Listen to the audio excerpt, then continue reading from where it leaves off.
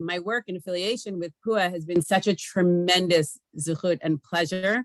I feel like anyone who's going into this, when I've met with Rabbanim before, I'm always honestly completely blown away, because it is a group of people, obviously a self-selected group, but a group of people who are just looking to do more and be more available for their constituents and for their communities. And I'm always so beyond impressed. It's not necessarily a field where continuing education is mandated, as in many of our fields. And so anyone who's trying to learn more, I'm more than happy to be a resource. If anyone has questions after, I asked Rabbi Siegelman how much time I have. He gave me an hour. I could do this for many, many hours. So anybody who has questions or thoughts or comments or anything like that is welcome to be in touch with me. I didn't put my phone number, I put my email, but honestly, that's the best way to reach me, because I live in Silver Spring, Maryland, but I do spend some time in Israel. And so email is probably the best way, and I'm always happy to reach back. So just to give you a tiny bit of background, my name is Karen Turitz Wasserstein. I grew up in Teaneck, New Jersey, and I've lived in Silver Spring, Maryland for 24 years. And I was always very interested in this area. And for me, as an Orthodox Jew, I find this to be such a tremendous area of synergy in the halachic, medical, mental health world. And I never leave a conversation with Rabbi Siegelman being disappointed, because we have such good conversations about that. I do therapy and counseling with individuals and couples who are going through fertility issues. I have a private practice, and I also work in a group practice that does all the mental health services for Shady Grove Fertility, where I see both individuals and couples, and also the ASRM, the American Society of Reproductive Medicine ethical guidelines require anyone using third-party reproduction, donor sperm, donor eggs, donor embryos, or gestational carriers to meet with me or someone like me. Quite frankly, it's not written that way, but that's the answer, a mental health practitioner. And so I see a lot of couples and individuals who are working with third-party reproduction. Certainly not even close to all being Jewish. The minority of my clients are Jewish, but I also meet with plenty of people. And I am actually the co-chair of the Shady Grove Ethics Committee, probably since I've last spoken to Rabbi Siegelman. So I sit on the ethics panel at Shady Grove and also hear a lot of cases through there. So I'm going to do my best to talk about the psychological and community perspectives of fertility. Al regal achas in a 60-minute period of time. I want to tell you that the 60 minutes begins now. Okay. That was a gift. We just gifted you 11 minutes. So the 60 minutes. Amazing. All right. I'll still do my best. By the way, I don't consider things interruptions. I call them participation or questions, but we'll all keep the clock in mind. And I am happy to stay as long as people want to, because I just had a cancellation. So I think the most important, one of the very basic things to remember is that people don't come to fertility struggles or family building as blank slates. Everyone has their own history, their own family configuration, their own mental health situations, their partner, whatever, that come. And this not being able to conceive easily, which is something people kind of automatically assume they will do, is a psychological wound, and it can exacerbate underlying issues, especially depression, anxiety, trauma, or major mental illness. And it's something to always keep in mind, kind of where are you coming from, who is the person in front of you, and what have they been dealing with or coping with. And it's not on the slide, but I'm going to add, and family issues, because family can be quite a factor in this. And then we always remember medications have to be managed alongside psychiatric medications or psychotropic medications, which means there are a lot of medications involved in fertility treatments, particularly hormones. Not everyone reacts so well to them. It's a very big roller coaster. So not only is it a part-time job, and not only is it a tremendous financial burden, let's go that way, and psychological wound, but it also can affect you from the hormonal perspective and medication management alongside other medications that are going on. I'm sure none of you are surprised if I had asked you what are common reactions to this life crisis. You could probably come up with every one of the ones that are on this screen, right? Sadness, depression, grief, anxiety and fear, denial, anger, blame, and shame. And we'll talk about some of these a little more specifically. poor concentration. It's extremely distracting when you have something. I always think of it, it's like, it's like an app running in the background. You ever have too many apps on your phone running in the background and everything else kind of slows down because the battery power is less and the energy is less for what you're doing? That's what it is when you have a significant life crisis going on. That's what it's like. You always have it running in the background and you don't have the ability to just scroll up and get rid of it. Hyper control, hypervigilance, and preoccupation. I just want to point out, I really can't see most of you on the screen at the same time as my own. So if there is anything, please, again, just alert me, chat it to Rabbi Siegelman. I'm more than happy to take any thoughts or questions along the way. Issues of grief and loss. Okay, so there, we often think of grief and loss as having to do with death. And that's right, we should think of it having to do with death. But there's so many other times in our life where grief and loss are triggered. Pretty much, I like to think of it, anytime you have a plan and it doesn't come to be, there are issues of grief and loss. And that's, it's kind of like we go through life that way and we learn how to deal with issues of grief and loss. But this is a really big one. And you've got a couple who have made this plan together and kind of drawn, I don't know if anyone recognizes the picture from that I took from Mary Poppins, right? Where Bert draws these beautiful chalk drawings and they even jump into them and they lose themselves in these beautiful drawings. And then at the end of the scene, right, the talking penguins and all that, they get washed away because they're just chalk. And when we plan our lives, we all do that. And you have a couple, they're dating and they're talking and they're drawing this picture. It's chalk, it's pencil. It has to get filled in real life. And when you do that and it's not happening, that's an extreme loss. All right. You also have a loss of control. The fact is that many people, in a very good way, we go through life and we have a good sense of control over our lives. We, thank God, are able to achieve a lot. Growing up, you study for a test, you do well. You don't study for a test, you don't do well. Every once in a while, someone, blows away that paradigm, and that's frustrating to the rest of us in one way or another. But the fact is there's usually something you can do as you're going through life to try to draw that picture better. In this case, it really doesn't always matter how hard you work. You may or may not achieve what you're trying to achieve.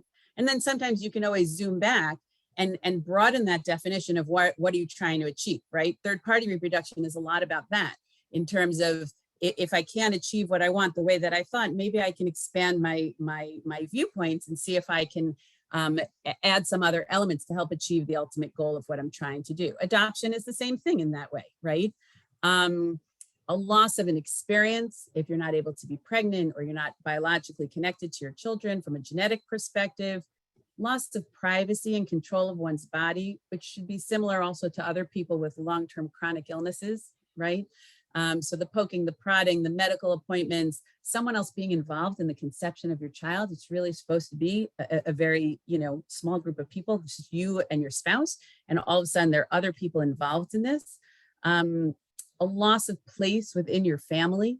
So a lot of times younger siblings will get pregnant before you or something like that. And that birth order really changes. And like I said, the loss of the imagined self or imagined picture that you had individually as a couple, etc. And this grief, this loss can be very, very isolating, very invisible, very recurring, especially if you have recurring miscarriages, very unexpected. Let's say you have secondary infertility where you have had a child, now you're having trouble conceiving.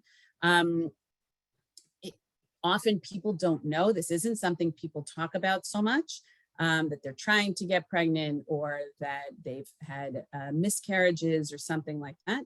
And so we don't always get recognized for this loss, as opposed to, like I said, when someone, God forbid, passes away, the community completely recognizes that loss. And there's a script for that loss. Everyone rushes in, minyanim are scheduled, a funeral is scheduled, people cover your mirrors, Shiva chairs are brought in. We actually live in the Orthodox world in a very, very scripted way.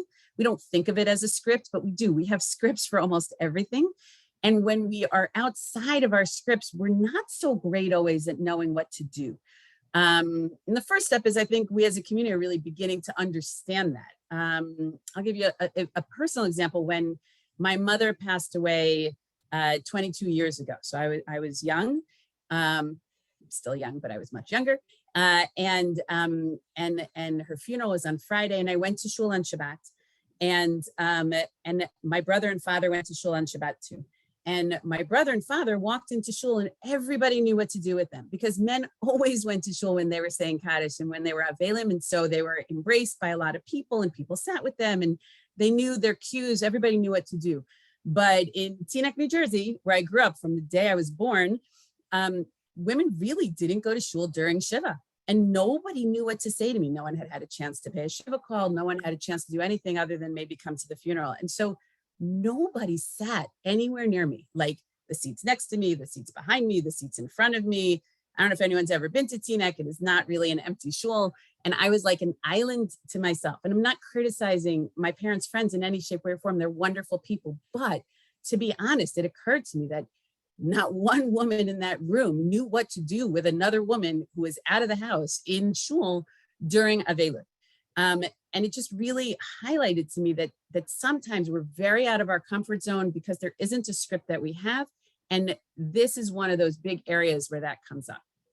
So you have a lot of feelings of isolation from people. Friends don't quite understand. They may try to understand. They may not be able to understand. They may do their best, and people still don't feel it touches because this one's getting pregnant and that one's getting pregnant. And how could they really understand? And in this, we're going to come back to, couples often don't cope in the same way. And that is a very big issue for us to talk about, as to what is it like to be in this couple trying to navigate this. I think anytime something very big happens to us, we have to integrate it into our identity. So I don't know how many of you ever look in the newspaper after like the State of the Union address, right? When they have these word clouds, right? The president talks about taxes this much, so it's this big, and he talks about, defense this much, so it's that big, and proportional to its representation. And I think our identities are very much like that. We all have these different identities, right? I'm a daughter, and I'm a sister, and I'm a mother, and I'm a psychologist, and I'm a Jew, and all those things have different sizes, right? I'm an American. I'm now a mother-in-law. All those things have different sizes in terms of what prominence they take. So when I'm 6 years old, the fact that I'm a daughter maybe takes more prominence than when I'm 25 years old. And then it becomes a little smaller. It's not so much of my self-definition. And then as parents get older, that definition gets much bigger again, when there's more care involved. When something big happens to us, I am infertile, right? I have cancer, I have an amputation, right? I'm an amputee. Something huge happens to us. It has to get integrated in. And the first thing that usually happens is it takes over. It's such a big thing. It's so new. The newest thing that's big takes over everything. And the job really is to integrate it into your whole self and to accept it and not be wholly defined by it, right? So for example, I have a very good friend who had cancer, and that took over for a long time. And now she's a cancer survivor. Certainly she couldn't explain to you who she was without saying that that's a piece of who she is. It's a big building block of who she has become, but it no longer really takes the greatest precedence over everything else. So infertility is really one of those things. We talked a little bit about issues of control. Am I going too fast, Rabbi Siegelman? I'm trying to make sure I have time at the end for questions. Perfect. You're perfect. Okay, excellent. And if people have questions, they can interject. Okay. Well, I don't know if I'm breathing enough for people to even feel they can interject. So feel free. Issues of control. What kind are we, right? We said this. What kind of control are we used to having? What kind of control can we have and can't have? And what do we do in its place? So, you can see people in a couple often try to find areas to control, maybe having 6 different plans. We're going to do this. And if that doesn't work, then we're going to do that. Then we're going to do that. Then we're going to do that. And another person in the couple being like, I cannot do that with you, right? I need to be where I am. I can't look 10 steps ahead, right? This is actually usually a frequent issue in marriages to begin with, but once there's a lot at stake, people start doubling down in their own mannerisms. And so sometimes people are looking for things to control just to have a sense of control, when that acceptance of what can I control and what can I not control is really much healthier for them. And they may need help trying to split that up as to what is and what is not something that can be in that realm of control. I think that there can be a lot of shame and guilt. Miscarriage is one of those areas that can lead to a lot of guilt. A lot of women feel my job is to carry this baby, to protect this baby, this embryo, this fetus, this baby. That's my whole job. That's what my body was made to do. And that's what my responsibility is. But it, and so that can lead a lot of feelings of, I wasn't able to do that. I didn't protect my child. I didn't give it its best home possible. It must be something I did. I wasn't able to carry, right? I miscarried, as opposed to I had a miscarriage, because there's almost nothing women can do to not miscarry. Very few people choose to miscarry. I know in the movies, a lot of people throw themselves down a flight of stairs. That's not what we're talking about. And so, but this tremendous sense of responsibility, and especially in a marriage, this sense of responsibility of it was my job, that was my domain to take care of, can really take over. And it's often not spoken out loud also. All right, let's talk about couples, which is one of my favorite parts. So I found this quote many years ago. I have to tell you, I have no idea who Christopher Newton is, but he said it, so I liked it. Each partner needs to regulate his or her own emotional distress, tend to the emotional needs of the partner, be sensitive to the needs of the relationship, and consider the practical demands of the relationship. I mean, I don't know about you, that sounds really easy, right? Like that's like no big deal. That's a lot, right? That's a lot to do all the time, right? My father, every time someone gets engaged in our world, my father always gives them the same spiel about how in order to get 100%, each of you has to give 100%, and then you're lucky if you get 100%, right? He wasn't a math major, but he may be a relationship major. So the idea is it takes a lot to make relationships work, and you're always doing all of these things at the same time. And to do that in a very, very stressful situation. Why? Because fertility issues always hits a young marriage, okay? Nobody, and I really mean this, nobody is married 50 years before they have fertility issues, right? It's not happening. I don't care if you get married at 18, 28, 38, nobody is married 50 years before they have a fertility issue, which means this is a couple that is still learning. Not that once you're married 50 years, you're not learning anymore. I'm only like halfway there. So you're still learning. You're learning about yourselves. You're learning about each other. You're learning how to navigate little molehills. And all of a sudden you have hit the mountain. That's tough, right? And to think that you have those capabilities without really paying attention to that they should naturally be in place. You should know exactly how to support each other and support yourself and navigate that is very tricky. One area that comes up with, talking about miscarriage, a husband often, he feels his job is to take care of his wife. It is, that's fine. I'm a fan of that. That's good. He can still have his own feelings and he can still have his own loss as to what just happened. But can he talk to his wife about it when she has just suffered a very physical event and a loss, right? It's a very hard thing to communicate about. Support is a very hard thing to communicate about. No two people are the same, okay? So anyone who's married in this room, theoretical room, probably knows that you're probably not exactly like your wife, okay? That's my guess. I'm actually even probably willing to put money on it if I can.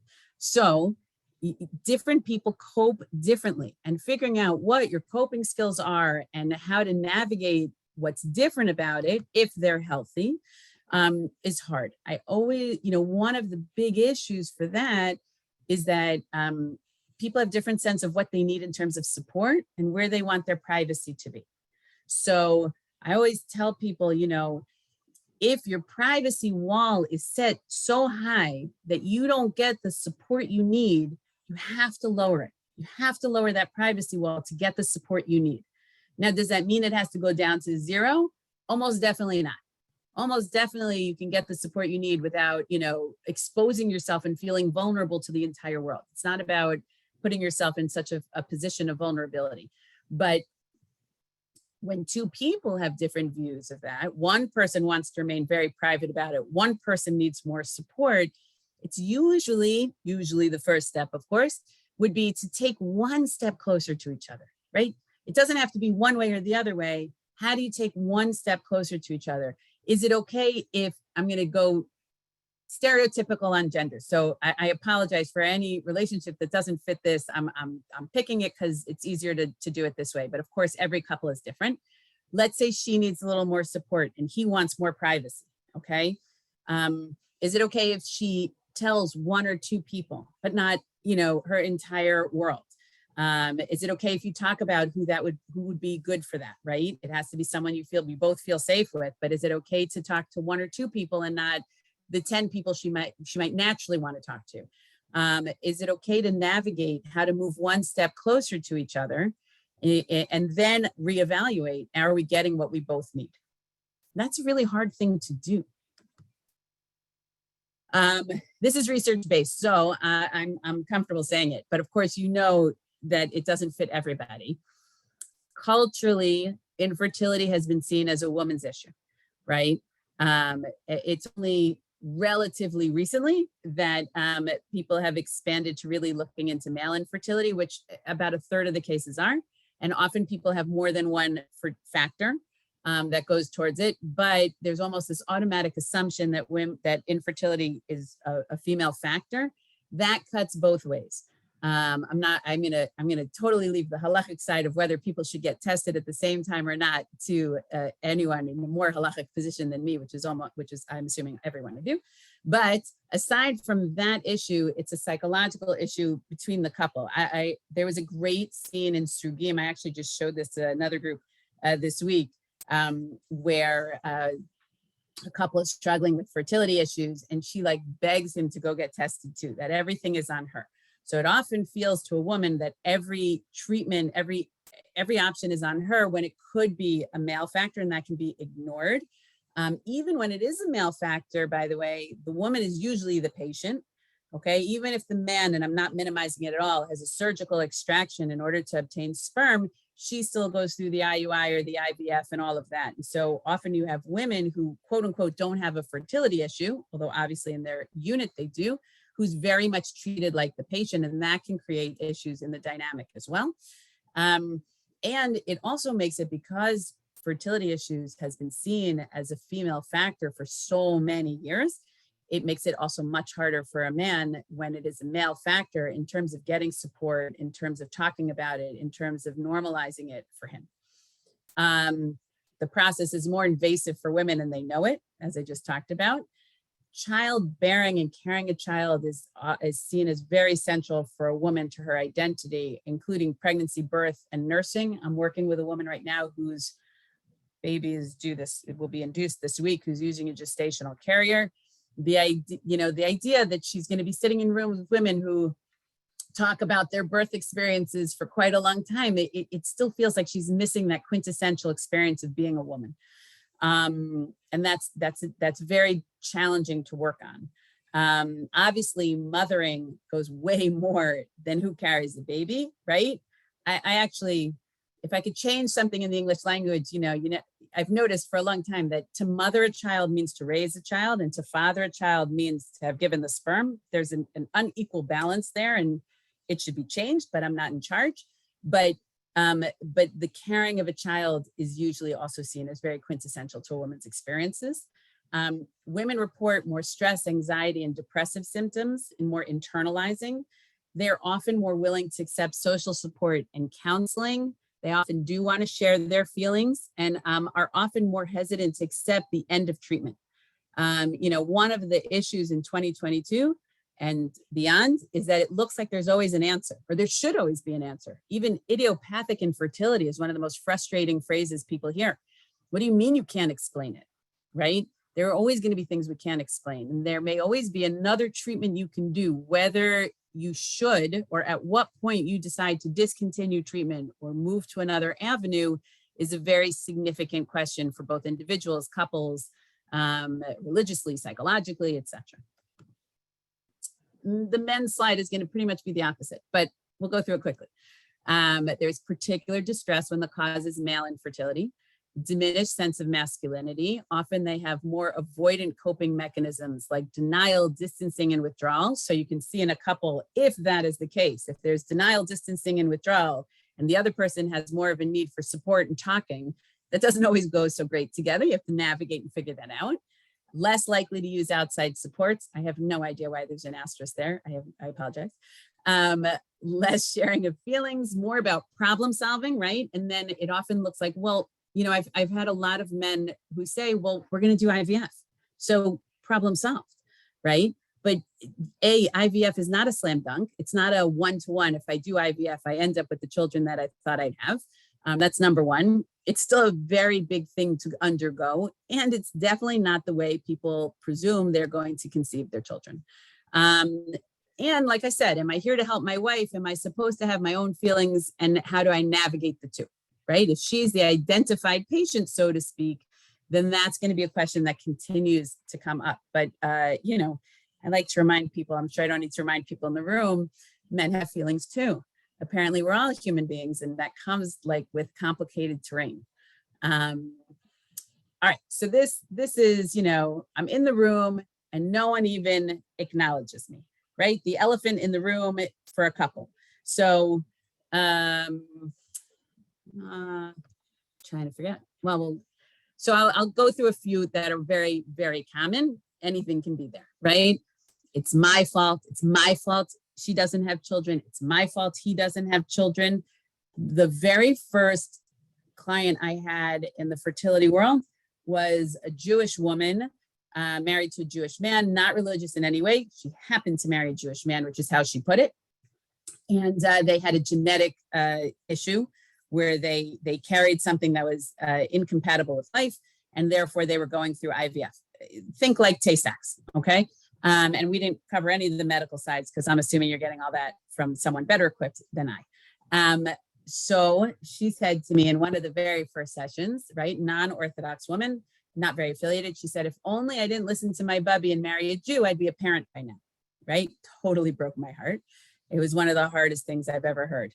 That this idea that if I didn't marry that person, and she, of course, put that on the religion, on the culture, on family, but the idea that if I didn't, you know, I'm completely fertile. I don't have any fertility issues. And in a genetic situation, he doesn't have fertility issues. It's that together we have fertility issues. And so maybe I shouldn't have been married to this person. And that can not just be a genetic thing, but any of the things that are going on. So the flip of that, right, of it's my fault, it's his or her fault, is because of me, he or she doesn't get to be a parent, right? If someone has a fertility issue and the other person could have been a parent, if they had only married, you know, someone with sperm or someone who had more eggs or what, you know, a better uterine lining, they would be a parent. My in-laws will blame me. I cannot tell you how often I hear this. People have their own parents sitting on their shoulders, but their in-laws sometimes, especially at that age, are bigger on their shoulders than their own parents, depending on the dynamic, of course. I worked with a frum woman once who told me that her husband was diagnosed with the fertility issue, but she could never tell her parents that because they already hated him. They never liked him. She married him anyway, and there's no way she could tell them that he had the issue that was keeping them from having children. That's a lot of pressure, right? That reduced her support astronomically. My child will not be connected to me. If you're talking about third-party reproduction, which I can never tell if it should be a completely different session, or I'm so alone and he or she is not enough, right? My partner is supposed to be my everything, my wife, my husband, my best friend, my rock. We're in this universe of two. We're going through it together. We're partners in this. I think I need more. I think I need to talk to someone else. They're not enough for me. And how do I do that? You know, the goals for the couple is we want to help the couple manage the stress of treatment, improve communication patterns, identify coping strategies and see how they add or detract from the relationship, change problematic coping styles, right? So if they're unhealthy coping styles, avoidance isn't the healthiest coping style. Drugs and alcohol, not a healthy coping style. We don't want to encourage ones that are detrimental. Learn to accept each other's coping style. Different isn't better or worse. It means not the same.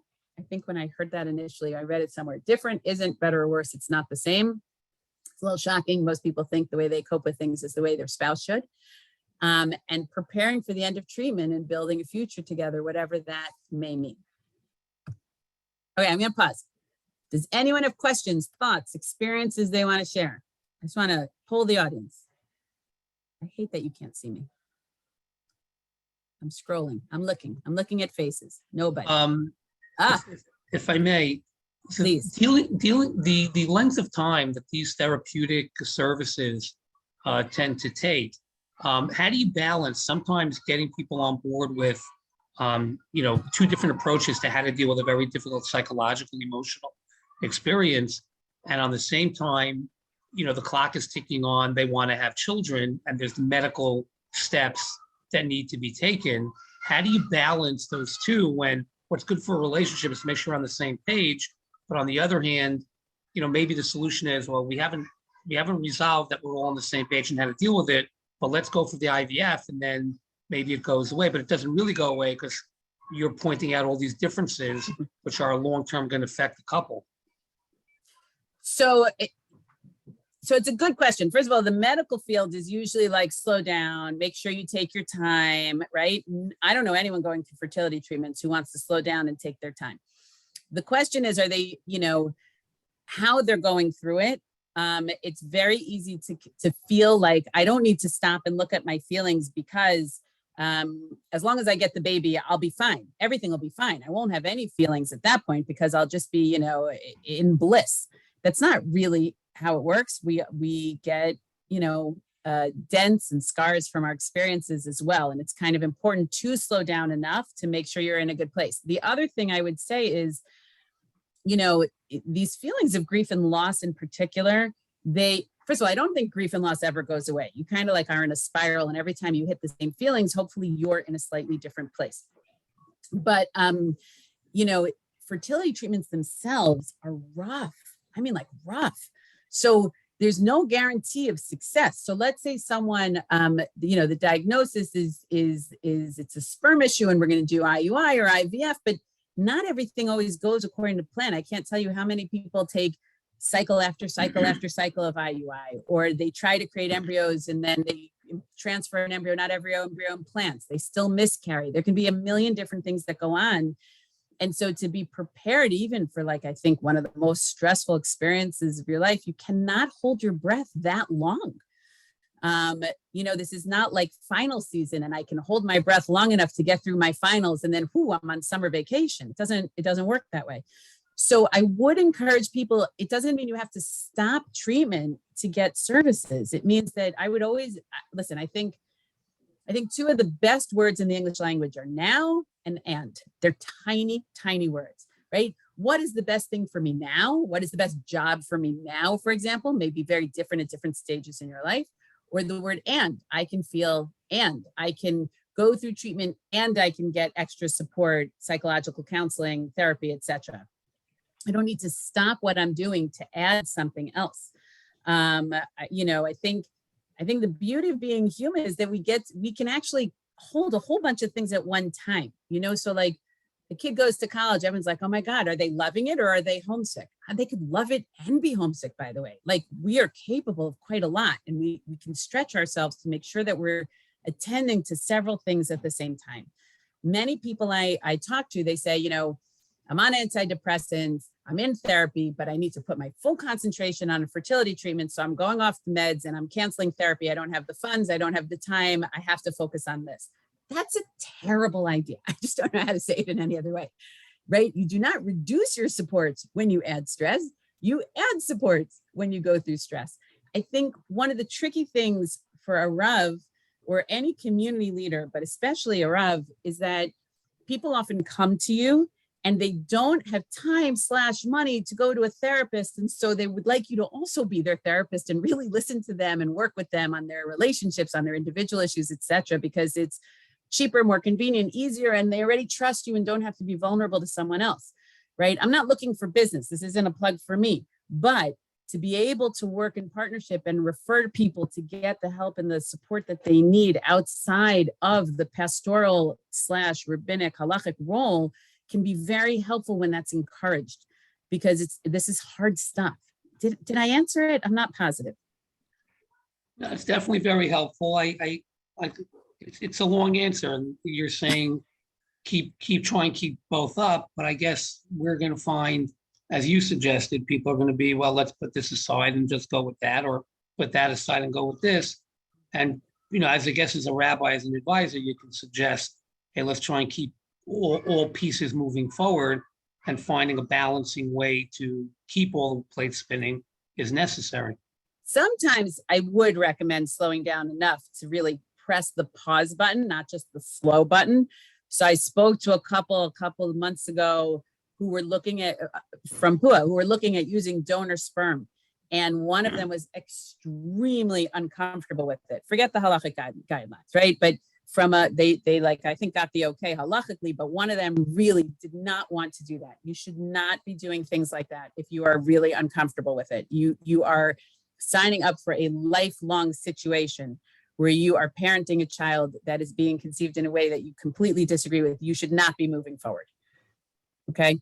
So I think that there are things that if you're truly uncomfortable, you really do need to take the time to press, really pause, stop, and figure out what your next move is instead of continually going. It's hard to make big decisions if you're on a treadmill and you can't you need to sometimes get off the treadmill to really make good decisions and go through this process together in a healthy way. I know everyone in our community also feels a tremendous rush. In the secular world, people don't feel kind of the same time pressures until they're out of time, which is a different idea.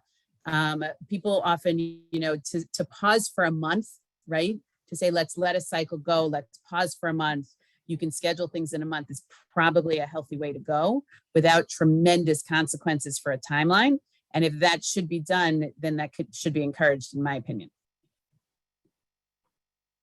Any other questions or thoughts along the way?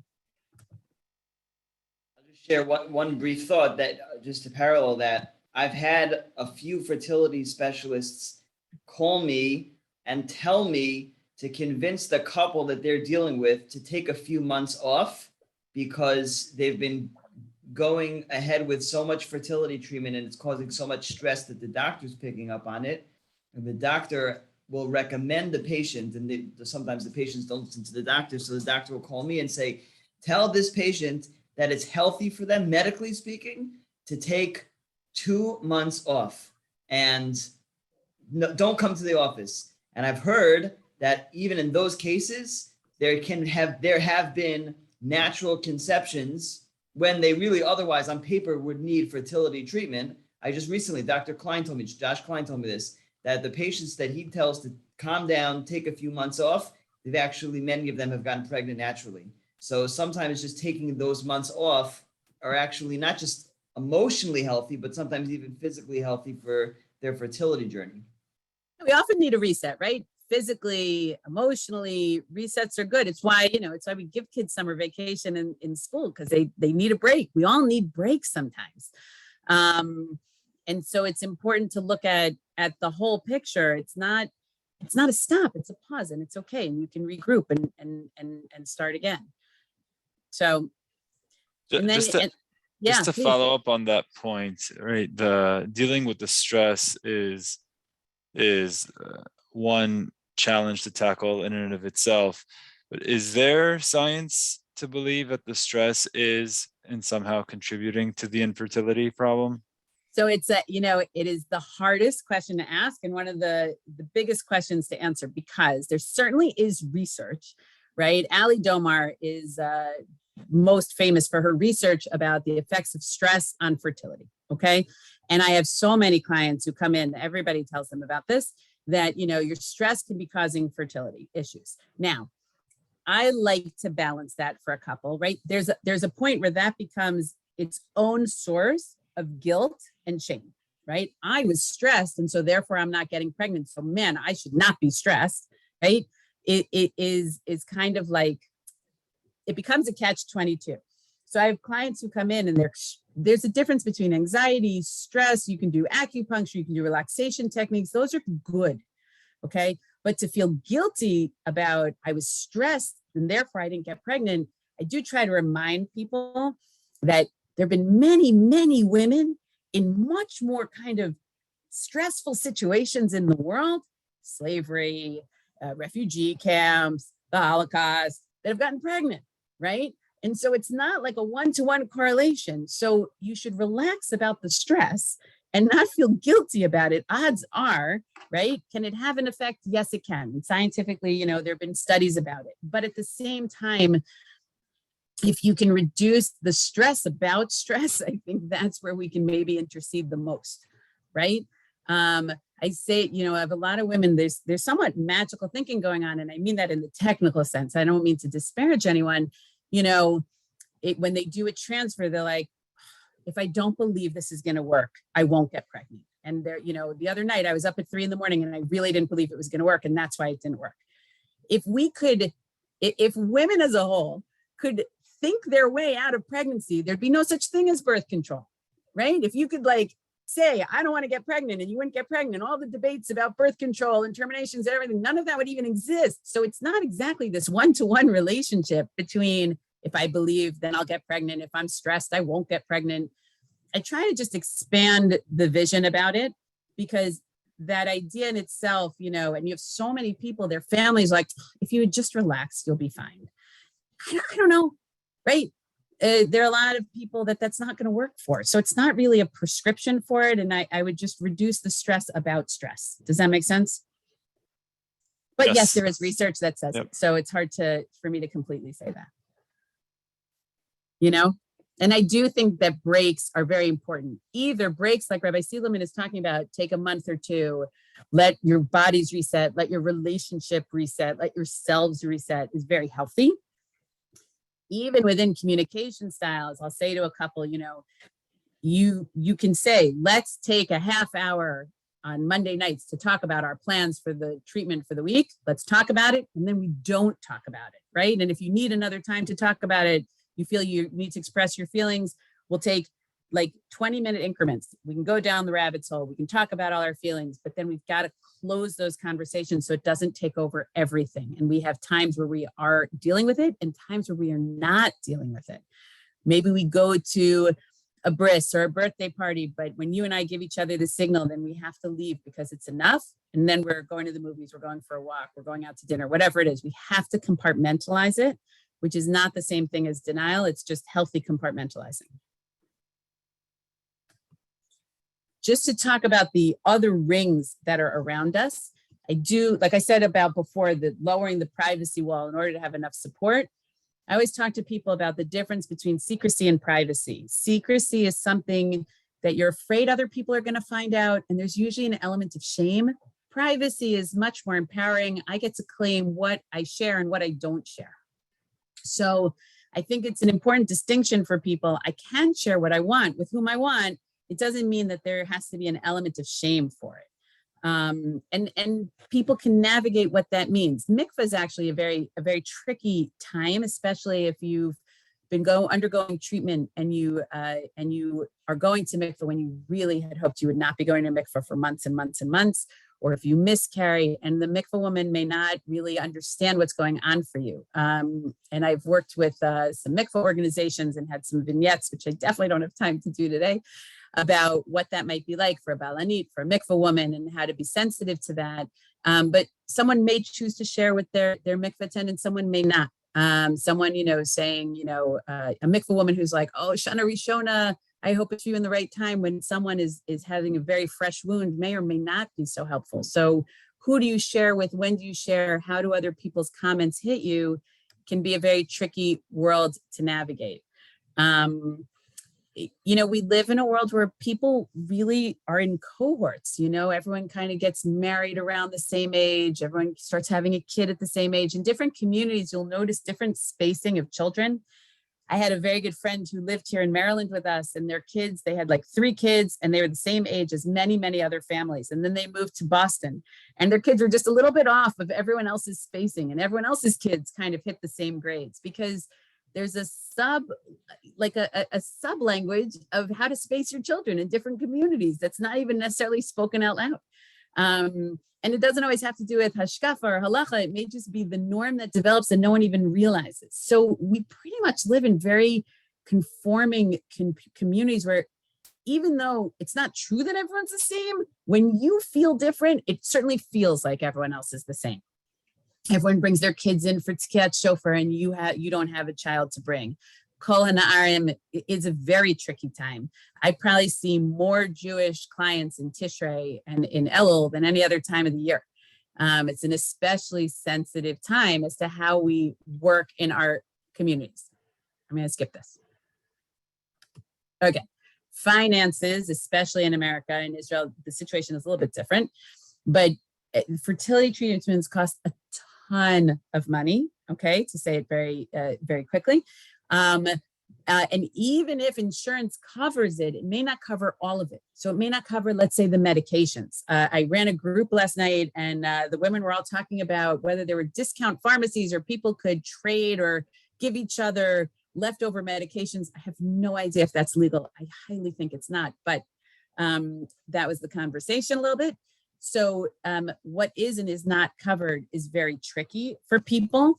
I used to work with a nurse who lived in my community. We talked to some Jewish groups in our area, and she would always get up and say very clearly, if your children ask you for money, you grandparent generation, you give it to them and you ask no questions and no strings attached. And she would just say that point blank. Many families don't work that way. They don't work with the no strings attached thing. And that can be tricky in itself. It doesn't, it would be nice if it came with no strings attached and not added information or being involved in people's lives in ways they don't necessarily want with their boundaries. So if they turn to family, does that mean they lose their privacy? Whether the people ask for it or you just feel there's a sense of obligation. We have social pressures. We host Shabbos meals. They cost money. People don't necessarily have unlimited funds to be able to so does not hosting all of a sudden isolate a couple even further? To support their shul and their local mikvah and everybody else who's asking for finances, if they don't go to the shul dinner, are they the only young couple not there? That was everyone's one night out. People can be insensitive without meaning to be, right? Like, oh, at least you don't have tuition payments. That is I cannot tell you how often that sentence is said and how often that sentence is so hurtful. Of course, there's a tuition crisis. Of course, tuition is a tremendous financial responsibility or weight, but that doesn't mean that people would not like to have children, and then of course there are sources of financial help that can be appropriate in different ways. What do I have, like 6 minutes? Closed versus open questions. So this is about, in your specific roles as Rabbanim, right? I always try to encourage closed versus open questions. Someone moves to your community. The instinct is to say, oh, do you have any children? Sometimes that helps, but I'm almost 100% sure, even though that is too big a percentage. If you say, tell me about your family, very few people who have children are not going to tell you they have children, right? So a more open question, tell me about yourself, tell me about your family. Is there anything I should know? Right? Anything that would be important for me to be sensitive to? Maybe someone used a donor, maybe someone used a gestational carrier, maybe they talked to you about that. But to open the conversation to kind of say, I am here to listen is very, very helpful.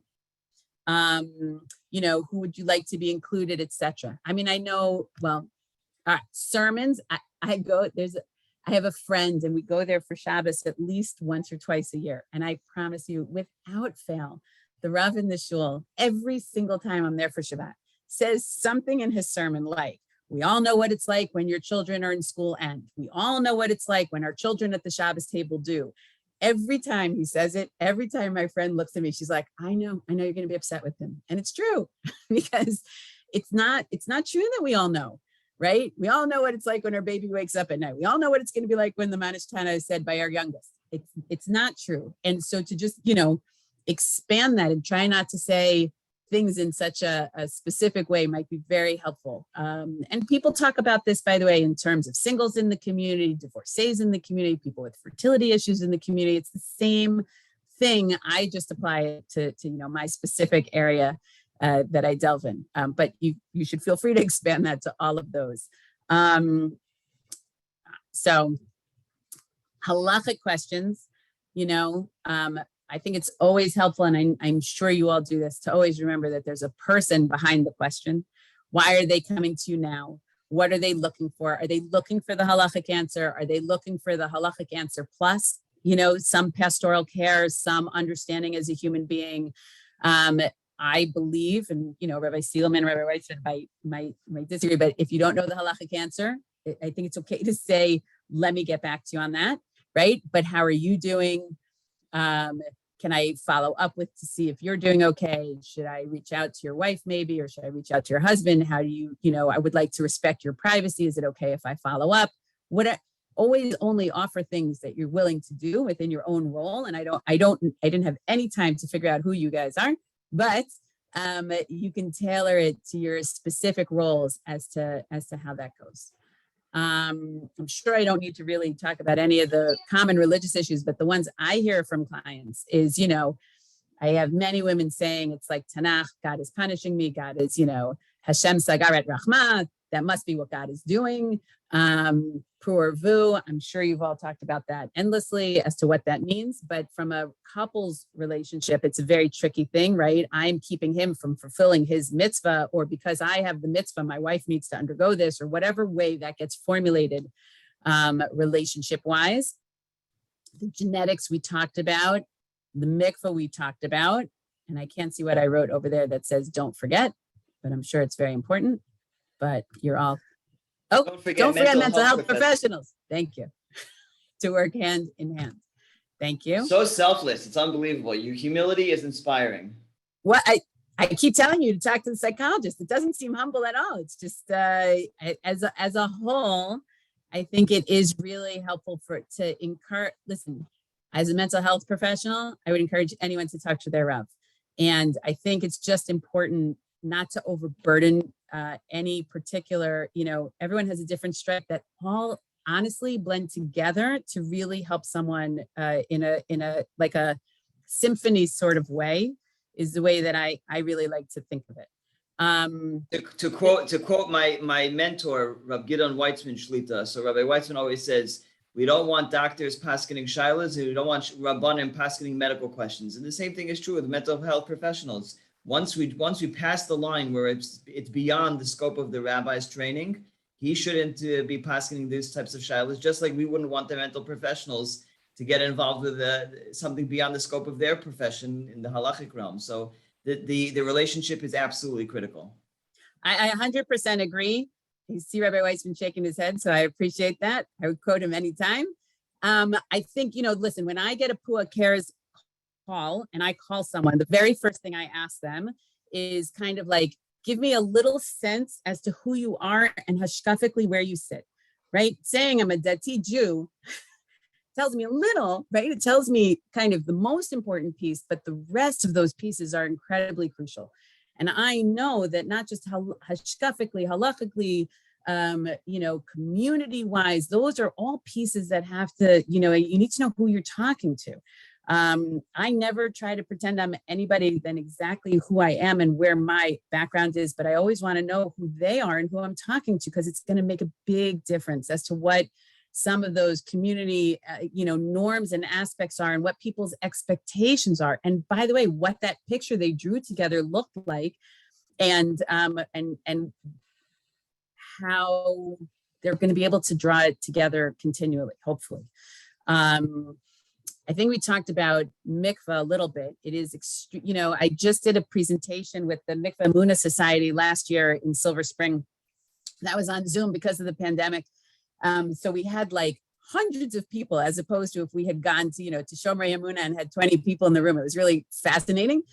And it's online if anybody does want to watch it. But it was very interesting because there were three, I was the moderator, but there were three women talking about very different experiences fertility wise. And two of them talked about how difficult it was to go to mikveh every month, not having conceived or having had recurring miscarriages. And one woman talked about how amazing it was to go to mikveh every month and really have that refresh opportunity. I remember from my own Kala class, mikveh was only described in the most glowing, beautiful renewal terms. And having talked to many, many women and now being a balanit myself, that's going to depend on the now question. Now mikveh feels like this and now mikveh feels like that. It's a whole lifetime process and it's going to hit differently for different people at different times. But when we say it's always supposed to be this religiously significant, beautiful, amazing return to each other kind of moment, that might be really hard. It might be amazing that you've suffered this loss, a loss of opportunity or a miscarriage, and now you can be together again.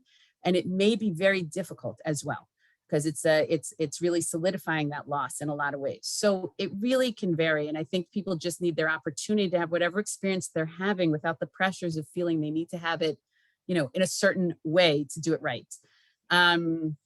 Gender alignment. Don't know if you guys remember the Muppets, the Muppet Show, but I really like those guys.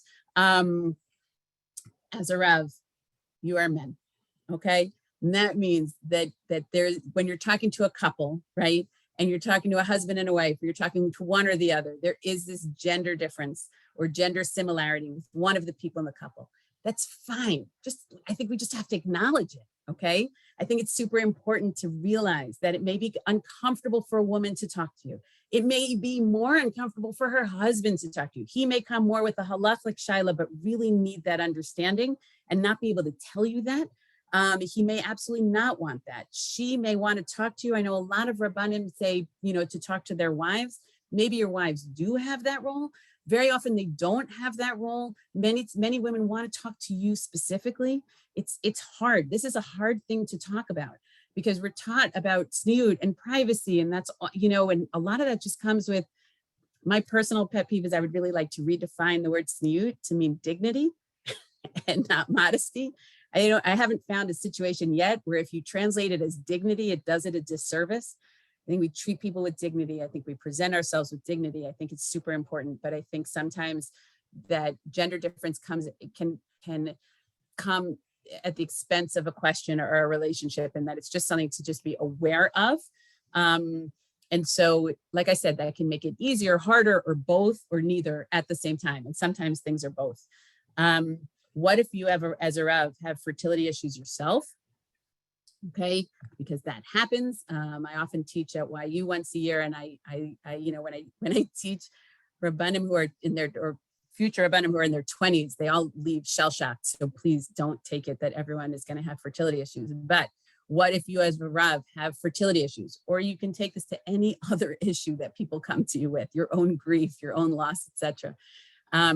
Can you still help others? You have to be aware of what your responses are to others coming to you if you are going through something. How much do you share about your own experiences? When do you share it? Are you sharing it for their sake? Are you sharing it for your own sake?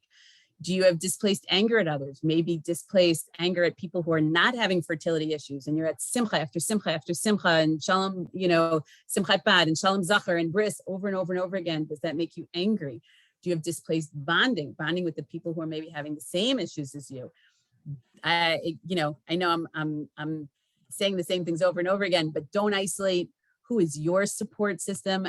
I've been told it's okay for Rabbanim and Rebbitzins to have their own support systems, just so you know. Seems like a really good idea. Remember the difference between privacy and secrecy. There's no shame in having privacy, and really consider what you and your wife need individually or as a couple. I think Rabbanim and are getting better at, just being okay saying they may have their own needs as well. What if you don't have fertility issues? What if you are the beacon of fertility in your community? When I made these slides, I looked for a picture of someone with a large family, and literally a friend of mine who's a rabbi in Rebbitzin, their family popped up, and I thought that was way too creepy. So I took an animated picture because I didn't think they wanted to be on my slide. Think about what feelings that brings out in congregates, right? And what your own feelings when someone asks you about fertility issues. Oh, one point I didn't make. The more, by the way, the more shurim, the more sermons you give that include examples of fertility will also help people understand that you are open to being approached. So you're giving a class on Shabbat and medicine, right? And what you can do and what you cannot. You throw in a fertility example that also tells people you're open for the questions without, like a bat signal, right, Batman? Like it's like a bat signal that people are like, oh, look, he said fertility. Feels like I can go for that. Yeah, I see a hand. Do I see a hand? Waving, just waving. Okay, I'm waving back. You just can't see me. Think about your own feelings. So when someone does come to you, what's it like for them to come to you? If you have your gaggle, of kids, and that doesn't mean you should ever hide your families. For sure. No, it doesn't mean you can't have people who don't have children over to your Shabbos table. You just want to understand that it might be a sensitivity. And are you hesitant to reach out, right? Can you be sensitive and still be available is really the key for that. All right. I did it. Did I do it? Have I seen Lumen? Did a great job. Did a great job. Some people, they texted in the chat that they had appointments at 2:00, so they had to leave, but everyone was very, very thankful. As Dr. Wasserstein said, that she has time to stay on to answer questions. And if I can be seen, that seems great. I have no idea, honestly, why you can't see me. So I apologize. I want to throw out the first question, if you don't mind. There's a Rav, I believe, in New Jersey, who told, I think he tells his Talmidim that when they become Rabbanim, that I don't know if he tells Talmidim, he personally doesn't have any pictures of his family in his shul office. And when someone asked him, why don't you have any pictures of your family? So he said, well, because sometimes I have balabatim who don't have children, and therefore I don't want to have my own children featured on my desk when they are coming to me without children. On the other hand, people like pictures of their children. People like pictures of their family. It's the greatest nachas.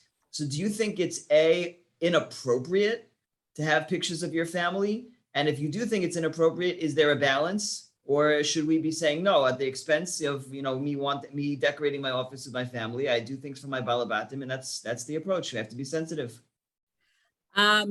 First of all, I appreciate the people who are now chatting. I will catch up with all the chats of people leaving. So I appreciate everyone who came, and you should feel free to reach out to me.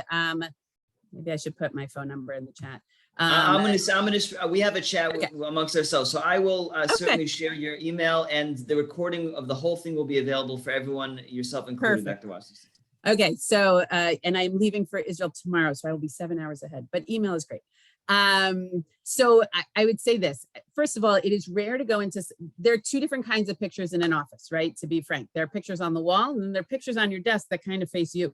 So I know my rabbi's office, right? If I walked in and he's sitting at his desk, any pictures that are facing him are facing him. It would be a very unusual person who goes, Rabbi, let me see your pictures. So there's a way to do it, right? Without being in someone's face. Okay. I think that, it's different. In other words, as a therapist, right? I don't have pictures of my family in my office. Because as a therapist, I'm much more of a blank slate than a rabbi in a community is, right? So if I see someone from my community, and plenty of people can Google me, I'm sure, and I always look to see what's on there, but I don't have pictures in my office because I'm also specifically a fertility therapist. I'm always amazed that people don't ask me. I'm kind of shocked, but it is 1% of my clients have asked me about if I have children, which is shocking to me. So as a Rav, there's, first of all, as many answers, I would say there's probably a way to do it and a way not to do it, okay? So it's about professional boundaries, right? So should your office have, tons of, pictures your kids have drawn and things like that? I don't know. I don't know how much people really do that, as opposed to like a family picture on your desk that faces you. I can't see that being wrong.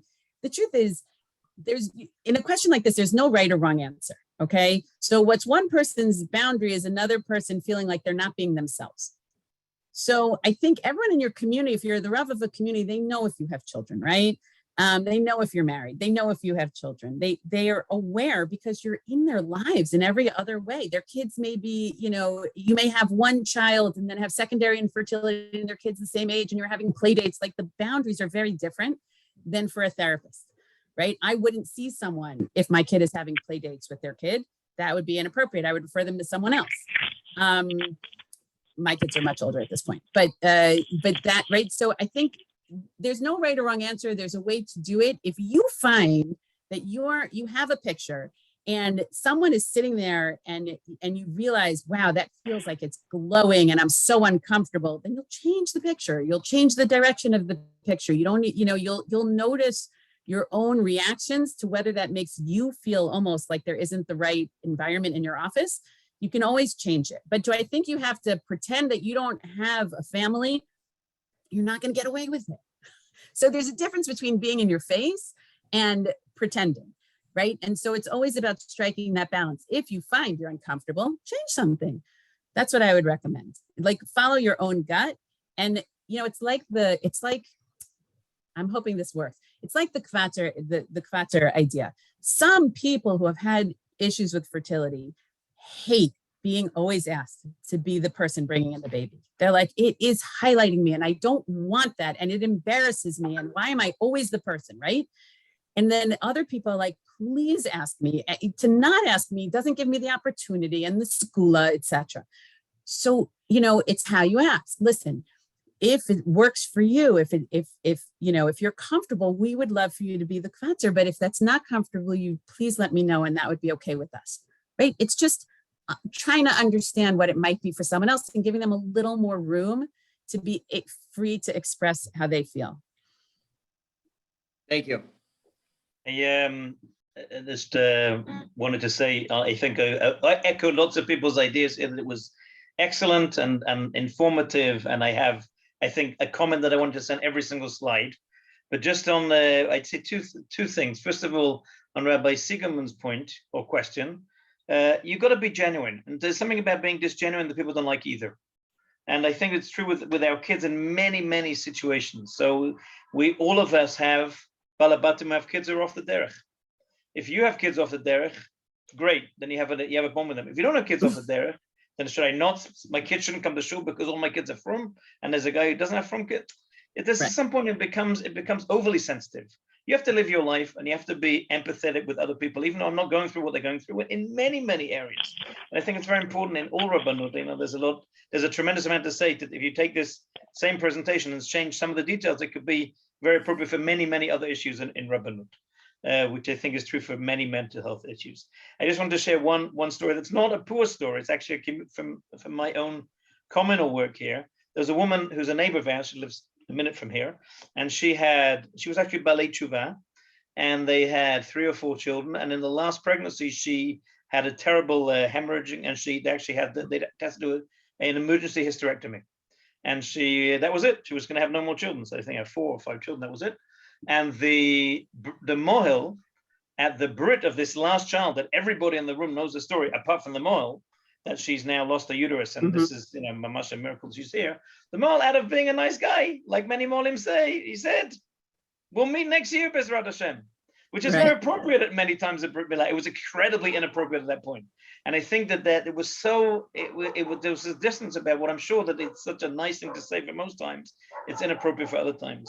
And I think that's very true. And to throw things into your sermons, I mean, there's some of us, what can we do? We have a big, huge hat on our head that says, I am approachable about fertility. Speak to me about your fertility problems, because we work in Pua and everybody knows they work in Pua. So Rabbi Siegelman's like that, and Rabbi Krohn, maybe me a little bit as well. But, everybody knows that we talk about fertility. But I think that I would say, and it's another thing about Rabbanut, is that choose the examples in your sermon that should be trickled in about things that you think are important. So I will speak about intimacy. I'll throw it into my sermons. I'll throw in cases and examples that are sort of just thrown away. I'm sure my kila doesn't even know it, but subconsciously it's in there, things that I think that they need to hear about again and again and again. And it depends where your community is. So if you're in LA, you're in Modi'in, you have 2 very different rabbaniot. But I think that it's very important to mention it, not to be embarrassed about it. It doesn't have to be you give a share about it. It doesn't have to be that every share is about fertility. It becomes a little bit overblown. I don't speak about medical halacha in my shul, because they know that I know about a medical halacha. They want to hear something else. I speak about other things. Occasionally I speak about halacha, but it's not my only thing. So don't overload it. But I think it's very important that it should be out there. It should be something you speak about. We're not embarrassed about it. We're not already say there's a difference between shame and secrecy. That's very, very important. But I thank you. I thank you for your work. I thank you for your beautiful presentation. Thank And you, I'm Rabbi sure- Weissman. I want to piggyback on the two things you said. I have two quick things. One is, I think the way I think of it is there is a difference between being sensitive and feeling like you're walking on a tightrope. So the goal is to feel sensitive, but you're not going to come off as genuine if you're always feeling like you're walking on a tightrope. And so that's the way I think I would phrase it. I think we're definitely saying the same thing. The example with the mall, by the way, it says to me, if I were that mall, I would learn from that, right? To always go and talk to maybe the father or the parents beforehand and say, is there anything I should know, right? Is there anything I should know about the birth, about the baby, about the health, as kind of that pre-Mo health check? I just went to a wedding recently last week, and right after the chuppah, I was with the aunt of the chatan, and we both had people that were concerned about health-wise, and she made a bracha over the skula wine for refuah shlema. And we both drank the wine that had been used under the chuppah. Apparently there's no longer COVID. I think about that now, but fine. And the wine had completely turned to vinegar. It was not really wine. And so I've told my family and my children, I'm like, from now on at weddings, the new kibbud on the kibbud list is the person who needs to take a sip of the wine right after it comes out of the bottle before we use it under the chuppah. It's a new rule. I've decided it's a new kibbud. Okay. So we learn from our experiences. And so if you are a moel and that's happened to you, or if you're a rav and it's happened to you, you say, from now on, I'm going to just, in my pre-check, I'm going to check that there's nothing I should be sensitive to. And 99% of the time, people are going to go, no, all good. And 1% of the time, people are going to say, you know what, it was a very difficult labor, or she had a hysterectomy and she's mourning it, or her grandmother died last week and it's a very sensitive time for her. Whatever it is, that 1% of time, you're going to be so glad you added the question. Just that open question. I've totally overstayed my welcome. Is there anything else I can address? It was really excellent. And I know Rabbi Siegerman and people need to leave, so I think we need to wrap it up. Not because that's fine. What you have to say is not essential, not important, just because I don't want people to. Thank you Absolutely. so much. Thank you for having me. I appreciate it. Absolutely. We'll be in touch, and I'll share the recording with everyone. And we should the only slides, share Can we get the slides? Oh, yeah. Possible? I can send you the slides. Yeah. That'd be great. Nice. I think people would like that. I appreciate it.